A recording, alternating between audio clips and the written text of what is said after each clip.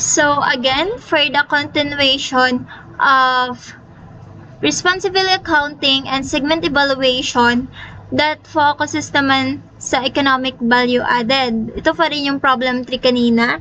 Pero ngayon, kung kanina residual income, ngayon economic value added naman ang kukuhanin natin. So, again, sa ABC Corporation operates a division in the manufacturing industry and provide the following data with regard to the division's 2024 performance. So, binigyan tayo ni ABC Corporation ng mga given na divisional income before interest and tax, which is 250 million, interest expense 70 million, tax rate na 35%, WACC or yung weighted average cost of capital 10%, yung average total assets natin in terms of carrying amount 110 million, average total assets in terms of current value 150 million, and the average current liabilities of 50 million. So, ano ba yung pinaka-requirement for this economic value added? So, economic value added, assuming that the investment base is, unang hinihingi sa atin is the market value of long-term financing. Sunod ay carrying amount of long-term financing. Sunod is market value of total assets. And the last one is the carrying amount of total assets. So, before we proceed for the solution or the computation part, ano muna yung economic value added? So, ang economic value added, ginagamit, minameasure siya dahil minameasure siya kung ang economic value added is sinusukat siya kung ang economic value added is a measure wherein nakakagawa ba talaga ng tunay na economic value ang company after considering the cost of capital. Hindi lang siya basta profit measurement, kundi tinitingnan din niya kung efficient bang nagagamit ang resources ng company. So, for the formula of economic value added, meron tayong operating profit after tax or yung OPAT na nakukuha by EBIT multiplied by after tax rate. Then, ilalis natin yung minimum income, which is the investment, multiplied by weighted average cost of capital or yung WACC. Makukuha natin yung economic value added. So, for the first requirements, economic value added, assuming that the investment base is the market value of long-term financing. So, para makuha yon, una ay yung kukuhanin natin yung OPAT. Yung OPAT is the EBIT multiplied by after tax rate. So, yung ating EBIT na 250 million, itatimes natin siya sa after tax rate. Paano nakuha yung 65%? So, nakuha yung 65%, may given tayong tax rate na 35%, which is, ito ay ilalas lang natin sa 1, makukuha natin yung after tax rate na 65%.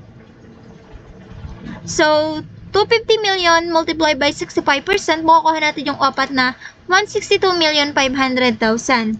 Then, ilalas natin siya sa minimum return on market value of long-term financing na nakuha natin by 150 million na average total assets in current value. Then, ilalas natin siya sa average current liabilities na 50,000. Then, multiply by WACC na 10%. Then, makukuha natin yung minimum return on market value of long-term financing of 10 million. So, OPAT of 162,500,000 less the 10 million, makukuha natin ang economic value added na 152,500,000. For the second requirement, we have the investment base is the carrying amount of long-term financing. So, just copy the OPAT or the operating profit after tax na 162,500,000.